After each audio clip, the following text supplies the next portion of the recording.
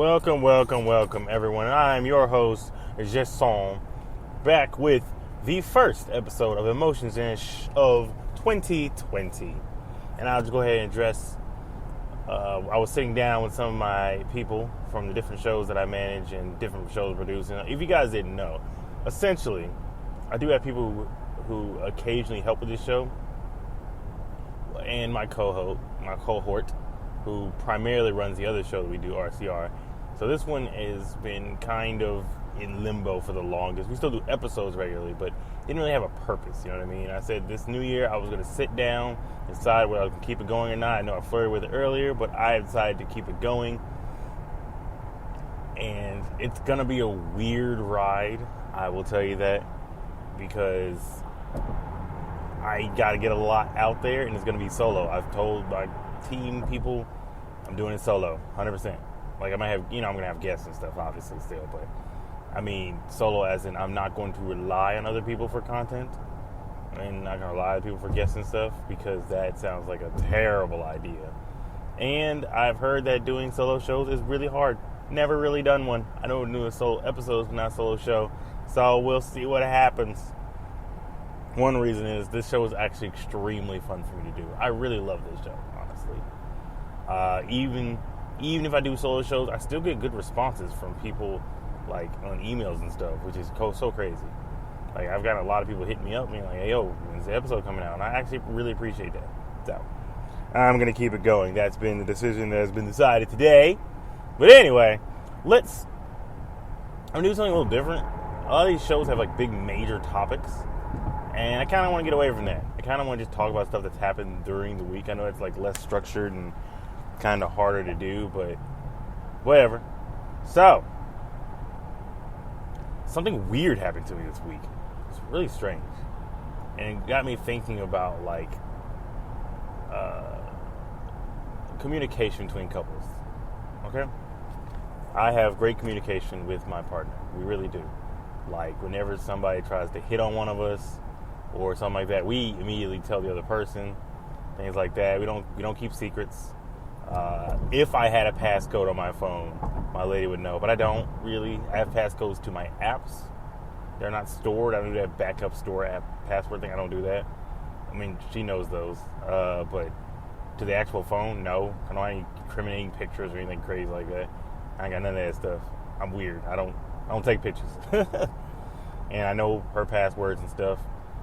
Coincidentally, her apps are not logged down, but her phone is logged down. So it's like the inverse of mine, which is weird.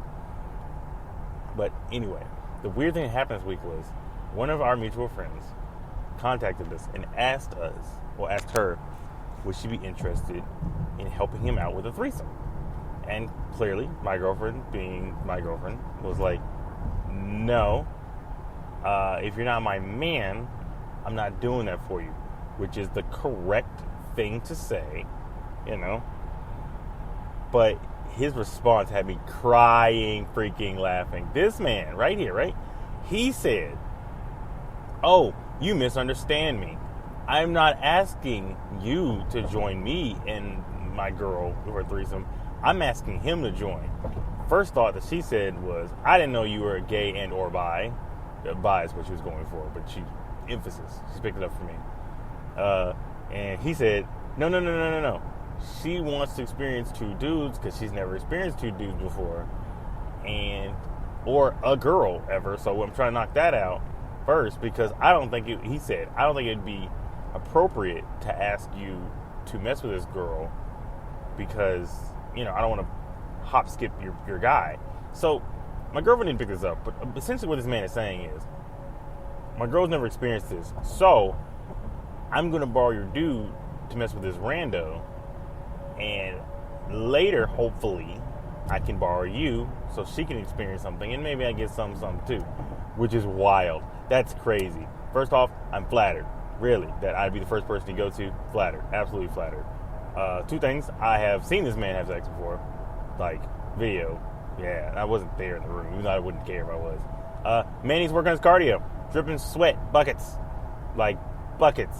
I've got great cardio. Ask anyone I've ever been with and people who watch me run the street. I got great cardio. I work on it on a regular basis. Why? Because cardio is everything. If you ain't got cardio, if, I don't know, if you're running down the street after something, you chasing, especially chasing a little kid around the house. If you ain't got cardio, that is just going to be a whole L for you, because little kids will run you the hell out. Trust and believe, because trust me and believe me, they have done that to me. Chasing my kid around is ridiculously hard. And I'll get to that little monster a little later. But yeah, I mean, he was communicating, and she communicated to me like that point that he was trying to borrow my services. Now, if I wasn't a demisexual and we were in an open relationship, sure. But those factors are very important to the conversation. We're not in an open relationship, and I am a demisexual. So, that's no. Now, if you want me to borrow the girl, I mean, that's a little different. I had talked to her about that. But, you know, in the straight up me borrowing your girl type deal, I mean, you borrowing me or my girl, I'm had to get out of no. Yeah, I'm gonna have to say no to that, bro. That's a no for me. But yeah, you know what's crazy about that? And so that was like freaking Sunday. Like that was early this week. And the reason communication is easy is important is because, you know, today I don't know if she was kidding or not, but my work wife, right? My work wife, big thick, you know, chocolate mountain, and other objective things that I call her, because she also calls me objective things that I will get in trouble for repeating. But I'm not into her sexually. I don't want that to be a point. I just call these objective things because people at work think that we have sex, which we don't. We don't even hug. We've never shared a hug, people. The most contact we have is a high five. You buy somebody lunch one time for their birthday, knowing that everyone knows that it's their birthday, and they think that you guys are having sex. It's weird. No. I've got tons of female friends that I've never even seen. Okay, that's a lie. I have tons of female friends that I've never messed with. That's the truth. My body count is very, very low.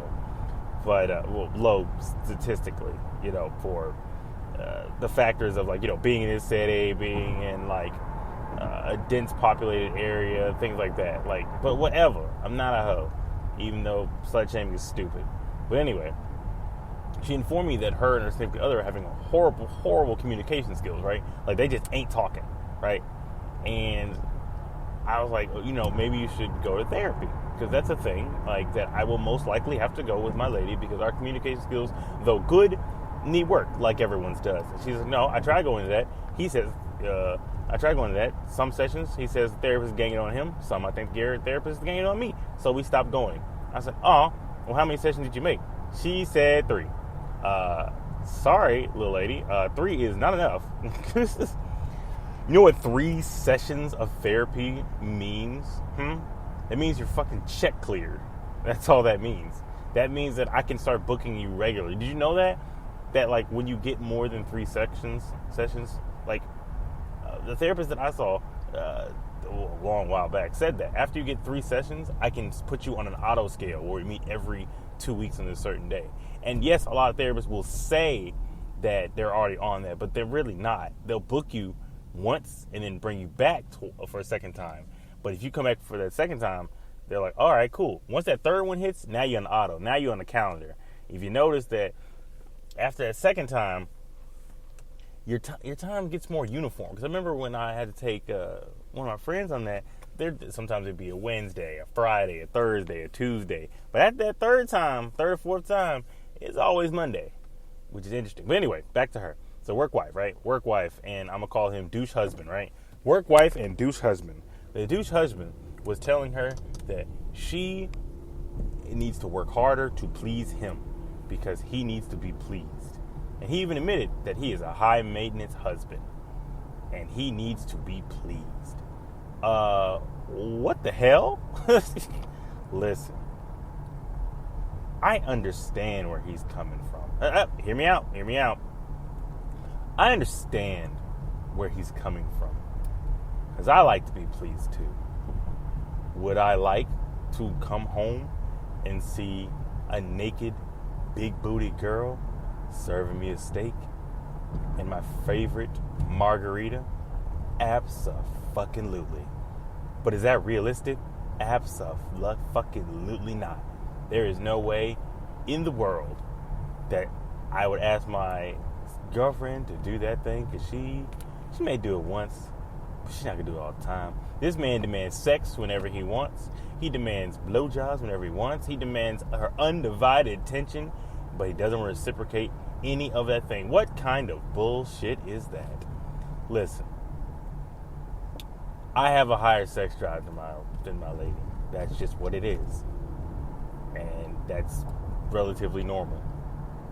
And so sometimes I want to get some booty, but she ain't feeling it. So you know what I say? I say the only thing I can say as a man. I ask her for a hand job. And then when she says no to a hand job, I try to shoot for the stars and pivot to a blow job. So when she shoots that down, I try to repitch that hand job. You know, high, low, high, low. So when she shoots that down, you know what I do? I go watch porn like a regular adult male, you know? Any male over the age of, 16 watches porn? Like, I know it's younger than that, but watches porn far too fucking much. And when you have a girlfriend, the amount of porn you watch is supposed to go down. It kind of does. I think the amount of porn that you watch and jack off to goes down, but not the amount that you watch. You know what I mean? But anyway, back on topic. He wants her to please. He wants a servant. He wants a servant wife. I'm talking Old fucking Testament. And we'll get to Old Testament one day in the future. But he wants to go Old fucking Testament. He's like, I want my woman barefoot and naked with blowjobs and steak. And though that sounds delightful, that's also not a realistic thing that you could ask the mother of your child and your beautiful wife to do. It's not. You have to be understanding of her feelings, understanding her emotions. Because, yes, I do admit, men do a lot of work in sex. And his argument that he made once was that we do more work in sex, like all the pumping and stuff like that. So if we want it, we should get it. And I get your logic, but it's horribly, horribly flawed.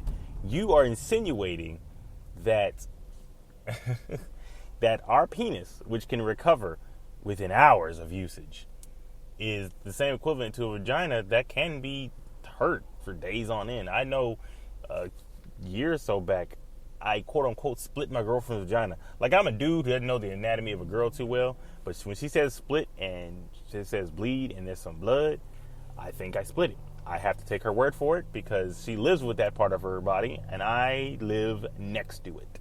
And I sometimes occasionally go inside of it. You know what I mean? And so he was being ridiculous. Like, he's like a caveman. And I didn't think these still existed. Like, outside of, Lifetime movie dramas. But it's crazy because he throws tantrums when he doesn't get some booty. And don't get it twisted. My work wife, that's my buddy. When you become my buddy, I don't look at you in a sexual way. But girl is thicker than cold peanut butter. I'm talking oatmeal. I'm talking like, whoo, boy. I'm talking like, those peanut butter cup things, like those s'mores cups that you get? You ever make one of those things and like overcook it and it becomes like a fucking brick? Yeah, she's a brick house. She is thick. I think when they made that song, All I Want for My Birthday is a Big Booty Hoe, they were talking about my work wife. Like, she ain't no hoe, don't get it twisted, but she got a big booty. I'm talking like cake, 3-layer cake, thick all the way around, oak tree. You know those 100-layer trees they get, like in the wilderness? Thick. And so I can understand why he's a little bit into her all the fucking time. Because she's pretty. And she's funny as hell. Yeah, And it's like my girl. My girl thick with 3 C's. And she got a booty that don't quit. And them lips, super soft. It takes everything in me not to walk in the day, no matter how rough the day is, and to kiss her head to toe, whatever they say in that nasty ass song. But I don't, because she's tired, because we're parents. You have to understand, he's a fucking parent. They got like 4 kids. They got 4 kids between them. So he has to understand that shit, she's not going to be ready to ride on a dick or suck a dick every 3 days. You know why? Because, motherfucker, she's a mom, and mom got more shit to do than ride on a fucking dick. Like, I don't understand. And he was like, and apparently he wanted like a blowjob or something. And she was just like late at night. It was like 2 a.m. And like, I know what you're saying. Blowjob, that's a lot of work. That's a lot of work at 10 o'clock in the morning. We work together. We have to be at work at 5. So if you ask for a fucking blowjob at 2, listen, my sleepy, unkempt ass, I am not even gonna fucking ask for a blowjob at that late at night. Because you know what's gonna happen? That may be the best fucking blowjob I've ever gotten in my natural motherfucking life. But you know what's gonna happen? I am going to get that blowjob, and then I am going to suffer all fucking day, and it's not going to be worth it. You know what I mean? And he doesn't realize that. He doesn't understand that that's not worth the effort. I guess because he works in the afternoon, he wasn't being considerate of. And that's the thing with communication. You have to be considerate of the other person.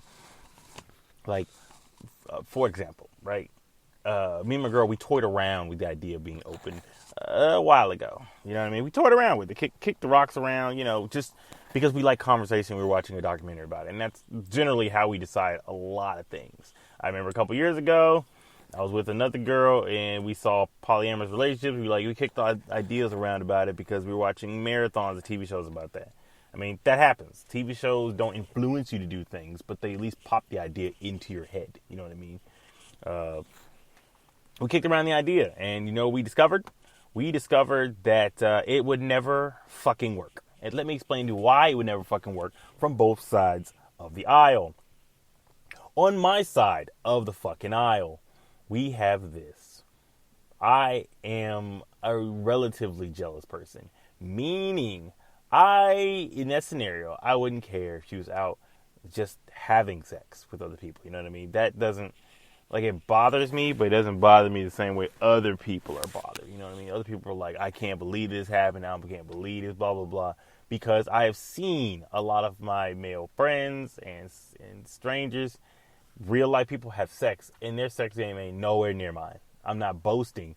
I think, honestly, from the survey that I had, because I definitely took a fucking survey, and I asked all the people I slept with, the average is around 7.5. 7.5 is fucking good. I'll take that any day of the fucking week, and I can really have a good time, have a fun, I can really give a girl a good show. But, and if, she was out here messing with people who are below 7, that's cool. But if she messes with a motherfucker that's shooting a 9, hell no. I don't want to see her getting her back blown out or shit like that. I ain't trying to see that shit, because here's the thing. I'm not trying to be outclassed and outmaneuvered or any of that crap. You know what I mean? I'm just trying to have a good fucking time. And if she want to have a good time, great. But I know it sounds selfish, but I don't want her to have a better time. And she's very similar about that. She said, she thinks she's really good at it, but if she thought I was having a good fucking time with somebody else, she'd lose her fucking shit. She wants me to have a decent time, maybe even a good time, but not a great time, you know what I mean? Because I'm funny, but I'm an asshole. So, if she can find somebody who's less of an asshole with me, but better in bed, that's a lose-lose for everybody. It's that monicum, that little percent of jealousy, you know what I mean? Plus, my girl, love her to death, she's fucking crazy. She didn't like me, she doesn't like me being friends with too many girls. She's cool with me being friends, but how close are friends, girl? We texting on a regular, she ain't with that. She's not, she ain't with, it can't even be about sexual, she ain't with that. And I'm the opposite. I don't care who you text as long as it's respectful. And sometimes I know people may entertain sex jokes. If someone says something wild to her, she might text back LOL, but not necessarily shoot it down unless it gets to a certain level. Me, I'm the type, if someone's texting something crazy, I'm not texting them back because I know better. And the different class of styles that respond to the same thing would create an issue. We would be fighting. We already fight over friends and family getting into our mess. But imagine strangers who want to buck us. That's terrible. Because I offered this solution to my work wife. Because I'm like, man, why don't y'all just do this? Because, and she said, nope, I'm too jealous. He's too jealous. Ain't gonna work. And I agree. Sometimes that's something that is really wild and out there. You know what I mean? It's really crazy and wild. And it's a lot. It's a lot of trust, blah, blah, blah. Honestly, I think it's something that people in their mid-30s should do. I consider this. Because when you're in your 40s, you got more important things to worry about than dating 15 million people or being open and all that stuff. And the whole issue of safety and it eliminates the pregnancy thing for the females, and the males still got to worry about that. But when you're in your early 20s, like a lot of people do it, oh, come on. you're just trying to get some ass. Let's just be honest. And when you're doing that, it gets messy. Because until your partner asks to leave the house to go fuck somebody else, and they leave the house late at fucking night, and they don't come back till 4 in the morning, if they come back at all you can do is sit there, sleepless nights, sitting there thinking, are they getting their back blown out? Are they getting their hair pulled? They getting choked? That's what you're thinking of. That's what's going through your head. And that is a horrible fucking thing. Because you're thinking, what is that person doing that I won't do? Because don't get twisted. If they're doing that, there's absolutely things that they are doing that you won't do. Like, I don't do butt stuff, right? So in that same scenario, my girl might do butt stuff. I don't really know. Never had a butt stuff conversation. But she might do butt stuff. She might like to get tied up. Who fucking knows? Because when they're with somebody else, they don't have the fear of being humiliated. But the problem with that, sex does connect fucking people. I don't care what nobody says. You can't have useless sex. You can have instances where like you move on after said sex. But you have some sort of connection with them. You want to try some new exciting fucking things with them. You know what I mean? You create some form of relationship with people that you fuck, right? Some form. You act different around them. You ever seen two people who didn't fuck and then they start acting different for weeks after they fuck? It's because mentally you have changed. And that is a very interesting thing with open people. The basis of how openness works is that two people have agreed that they love each other above everybody else, and they're able to establish a relationship with outside people. But that's the thing. You have to be secure in your love one-on-one. If you are not, the problem that you run into is that person may at least temporarily outpace you in certain areas like love, affection, sex. And those are big areas in relationships. So you might get outpaced. So the second you start slipping up, they're going to start leaning with the person because I can fuck the person whenever I want. You know why people cheat physically? It's because they're missing things in their normal relationship and they go out to get at least sex other places as a revenge thing. Imagine getting that when you have the license to do it. That's why it's different. Like, I know I'm saying like I'm harking more on the women, but let's do the flip on that. What if a girl and a dude ain't communicating right, and he was like, well, I'm open. Let me get my dick sucked by 3 women at once. Sounds wonderful, doesn't it? But it goes both ways. My girl would be absolutely fucking livid. Hear me out. My girl would be absolutely fucking livid if 2 women gave me a blowjob at the same time. Absolutely livid. She don't care if I ask. She lose her damn mind. Because it's not something that we do. We're not comfortable with any of that stuff. We're not. And that's okay. It's not for everyone. Honestly, I don't think it should be for most people. I think it's just something where either you're not really feeling somebody and you want to try it, or like you're really feeling that person and you don't really care what they do with their body, as long as it's like just their body and minimum mental aspect of it. You know what I mean? And that's tricky in itself, man. And it all go back to communication. I try to tell my friend this stuff, like my work wife, because I'm afraid she's going to kill this man. Because their communication is horrible. This girl has read books. She's gone to seminars. She's doing everything in the world to please this man, which in all honesty, she shouldn't. Because based off what she said, and it could be 2 sides of the story, he has not moved an inch and she has moved a mountain, and I cannot stand when people fucking do that. If this girl will read a fucking book telling her to be a good husband, a good wife, you as the man need to read an exact same opposite fucking book on how to be a good husband. Period. Point blank. If my girl's going and learning different techniques to communicate with me better and to grow closer together and all that stuff, I better fucking shut up and listen and sit down with her and come up with something. Because I got a fucking temper. I know me. I get upset. I get pissed off. I think I'm right. I got an ego like nobody's business. But I admit when I'm wrong. I will admit when I'm wrong, and I tell her, listen, that's my fault. That's my bad. I shouldn't have got mad. We had an argument last motherfucking week. We were arguing over health, and I used the wrong words, like angry words, and I had to apologize to her because she didn't say nothing crazy. She didn't say nothing wild. And I understand why she didn't say all these things. I understand why why she sat there quite peacefully, because she learned different techniques, and I had to learn the same. Like earlier today, I was mad at her or something, but it wasn't really her fault. So I just decided to shut up and listen to her, because at the end of the day, we are a partnership. We have to have better communication as a relationship. We had to be open in that sense. You know what I mean? That was the key for our relationship to work and blossom and all that stuff. But tell me what you think of this episode, yo. I'm gonna keep it short and sweet. Under 30 is sound like a good spot. Not too long, not too bad. It's a good commute. I'm trying to keep it around this point, because anything more, it's just me blowing fucking smoke. And I will have to say this when it comes to that.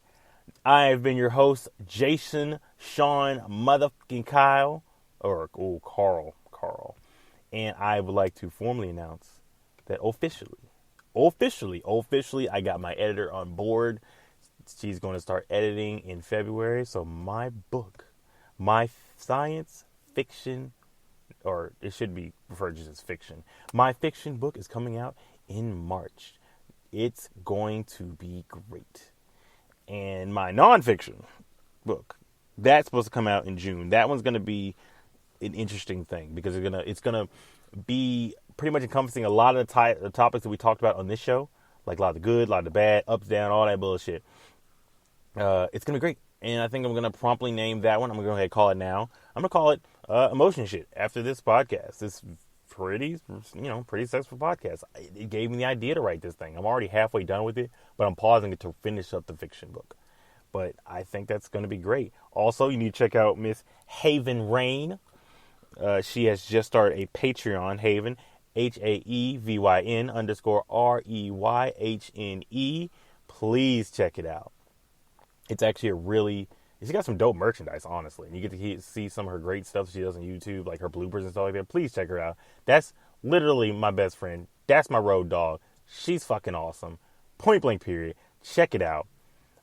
My pro tip before I get off here is, drunk sex is great, but drunk peeing is awful, because I'm not going to get into that, but let's just say that it's awful. All right? Cool. Follow the show on Twitter at Emotions and Podcast. That's with S and 3 H's. Follow us on a lot of platforms, actually. Anywhere you can get audio stuff. And yeah, pretty much some audio stuff like iTunes, Google Play, Castbox. Follow us on all that stuff. I would say follow us on Facebook, but that page is basically dead. But yeah, if you want to, find the ENS Podcast on Facebook. Who knows? We got Instagram. Gonna start post stuff on there too. Quotes and all that stuff. But let me know what you think. This has been your host, Jason Sean Carl, not Kyle. Goodbye.